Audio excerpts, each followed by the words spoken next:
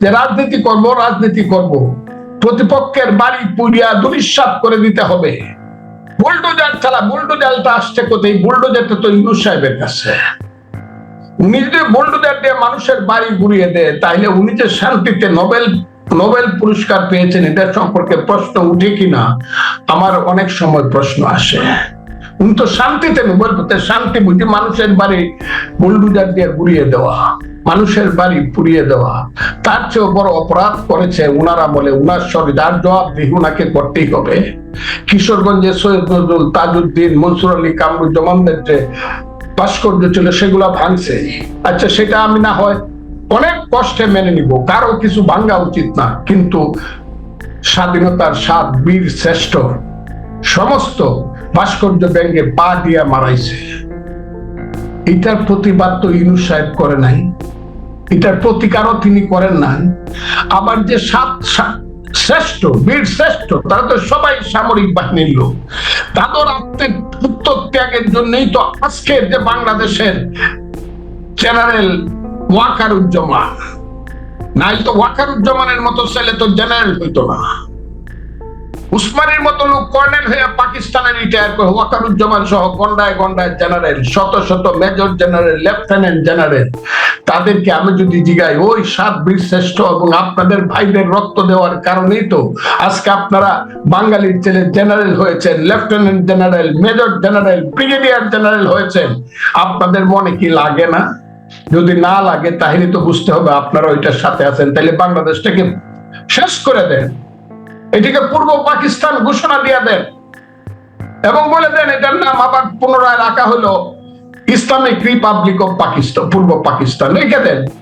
আজকে উনাকে চিনতে আমার খুব কষ্ট হয়। উনাকে সকালবেলায় আমার কাছে একরকম লাগে, দুপুর বেলায় আর এক রকম লাগে, রাতের বেলায় আবার আর এক রকম লাগে। আজকে একরকম দেখি, আগামীকাল উনি আর এক রকম। উনাকে চিনতে বড় কষ্ট হইতেছে। উনার সমর্থন না থাকলে তো এত অন্ধকারের খেলা হতে পারে না দেশে। উনি তো একদিন বলে নাই, যদি মুক্তিযুদ্ধ রক্ষা করতে না পারে তাইলে এইভাবে যদি চলেন, এই দেশটা আমি চাই না। আমার স্বপ্নের বাংলাদেশ এটা না, আমার মুক্তিযুদ্ধের বাংলাদেশ এটা না। আমি তাদের কাছে কোনো আশাও করি না। আমি আশা করি 18 কোটি মানুষের কাছে। আমি আশা করি বাংলাদেশের আওয়ামী লীগ ধ্বংস হয়ে গেছে। 10 বছর আওয়ামী লীগ আর লিখতে পারবে না, বারবার বলেছি, ওই দিনও আপনার সামনে আমি বলে আসছি। কিন্তু আরো তো বড় দলগুলো আছে যারা ক্ষমতায় যেতে চায়। ক্ষমতায় যদি বা দায়িত্ব যদি দেশের নিতে চান, তাহলে বাড়ি পুরার দায়িত্ব নেন না কেন? এই যে ধ্বংসের দায়িত্ব নেন না কেন? ৭ বীর শ্রেষ্ঠ ভাস্কর্য ভেঙে ফেলা হচ্ছে, সেই ব্যাপারে কথা বলেন না কেন? তাহলে বলে দেন যে আমরা মুক্তিযুদ্ধের কোন পক্ষে আছেন, সেটা পরিষ্কার বলে দেন।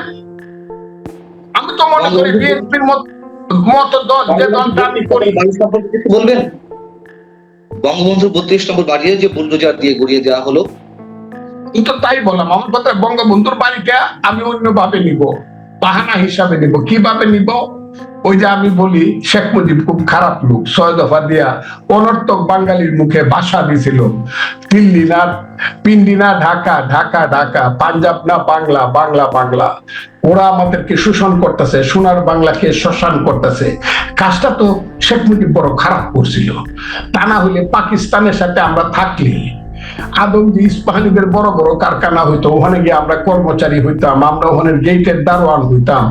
আদমজির নাতির সুন্দর গাড়ি দেখলে হাততালি দিতাম।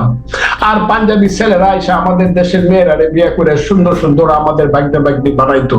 শেখ মুজিবুর রহমান এই কাজটা খারাপ করে নাই? আমাদেরকে অত কিছু থেকে বঞ্চিত, তার বাড়িটা না ভাঙিয়ে দিচ্ছে। কিন্তু আমার কথা হলো, শুধু কি তার বাড়ি ভাঙছে, গা আগুন দিছে? এই যে আগুন দেওয়ার সংস্কৃতি, আজকে ইউনূস সাহেব যে থাকা চেয়ারে বৈশা, গদিতে বৈশা, ময়ূর সিংহাসনে বৈশা আরেকজনের বাড়ি পুরাইতেছেন, এ ডে মে কাম জনাব মোহাম্মদ ইউনূস সাহেব, এ ডে মাথা। এই পুরানোর ক্ষমতা কিন্তু একসময় অন্যদেরও হইতে পারে, তখন কিন্তু আপনার গ্রামীণ অবস্থা কি হবে বুঝে শুনে দেখতে। আপনি কেন এটা করলেন না? একটা লোককে কেন দায়ী করলেন না? প্রতিষ্ঠানকে কেন দায়ী করলেন না? আর্মিরা এসে ঘুরে গেল, মনে হইলো তারা হাততালি দিল, কাজটা কর কর, আমরা তোদেরকে প্রোটেকশন দিচ্ছি। এইটাকে একটা দেশের আর্মি হওয়া উচিত? এটা কি মুক্তিযুদ্ধের আর্মি? এই বুঝতে হবে, যাদেরকে আমি সারা জীবন বলে আছি স্বাধীনতার সার্বভৌমত্বের প্রতি, আমার দেশের স্বাধীনতার সার্বভৌমত্বের প্রতি কি এরকমই হওয়া উচিত? এরাই আপনি এদিকে দেশে গিয়ে শান্তি রক্ষা করে, যারা চোখের সামনে দেখতেছে দাও দাও করে আগুন জ্বলতেছে, কিন্তু চুপে চাপে মনে হইলো যেন আনন্দে আনন্দে এখান থেকে সরে গেল, মাথা নিচু করে এদেরকে আবার বুয়া বুয়া বলে স্লোগান দিল। তাইলে আপনারা কিসের স্বাধীনতার সার্বভৌমত্বের প্রতি? আর যদি মনে করেন যে আপনারা এইভাবে বাড়িঘর ওদেরকে সমর্থন করে পুরাবেন, এই যে মব জাস্টিস, মব অ্যাকশন, 10,000 লোক একত্র করতে পারলেই আমি যা ইচ্ছা তা করতে পারি। 18 কোটি মানুষের দেশে 10,000 না 10 লাখ লোক একত্র করাও কিন্তু এমন কোন কঠিন জিনিস না। এমন মানুষ আসতে পারে, সে গুন্ডা হইতে পারে, বদমাশ হইতে পারে, লুটেরা হইতে পারে, এটার একটা দল হইতে পারে। এই দলটাকে আমি ঘৃণা করি, কিন্তু ভালো মানুষেরা কিন্তু দিনে 24 ঘন্টায় 10 লাখ লোকের একটা হইতে পারে, জমায়েত হইতে পারে, যারা জীবন দেওয়ার জন্য প্রস্তুত হয়ে বলতে পারে মুক্তিযুদ্ধ ছাড়ব না, গণতন্ত্র ছাড়ব না, এই দেশে জঙ্গিবাদ প্রতিষ্ঠিত হতে দিব না, এই দেশে হবে গণতন্ত্র, এই দেশে হবে মানুষের পেটের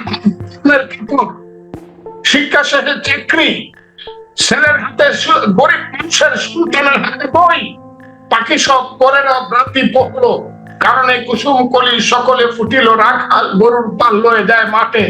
এই দেশে আরো সাধারণ মানুষের ছেলেদের হাতে থাকবে, কায়দা থাকবে, আলিম দিয়ে দেশে অথবা থাকবে সিভারা থাকবে, আলহামদুলিল্লাহ,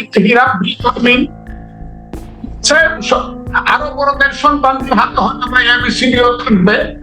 সবাই মিলে আমরা একটা দেশ গর্ব, জ্ঞানে গুণে শিক্ষায় দীক্ষায় ত্যাগে তিতিক্ষা। এটা কি দেশ সাহেব আপনার চোখের সামনে বানাচ্ছেন আপনি? যে দেশে মানুষ বুবা হয়ে থাকে 21শে ফেব্রুয়ারিতে কোনো কথা বলতে পারে না, যে দেশের মেয়েরা আপনিও বানাইছেন ঢাকা বিশ্ববিদ্যালয়ে হিজাব মিছিল করেন। এখন দেখলাম আবার সুপ্রিম কোর্টে এটা শুরু হচ্ছে, হিজাব যে পরে সেও আমার মা, সেও আমার বোন। আমার কথাটা শুনে, হিজাব যে পরে না সেও আমার মা, সেও আমার বোন, যে শাড়ি পরে চলে সেও আমার মা বোন। সমস্ত মেয়েদের যার যার পোশাক পরার অধিকার আছে, অবশ্যই অবশ্যই সবার অধিকার আছে। এটা বাংলাদেশ, এটা বৈচিত্র্যের মধ্যে ঐক্য বাংলাদেশ। আজকে উনাকে চিনতে আমার খুব কষ্ট হয়।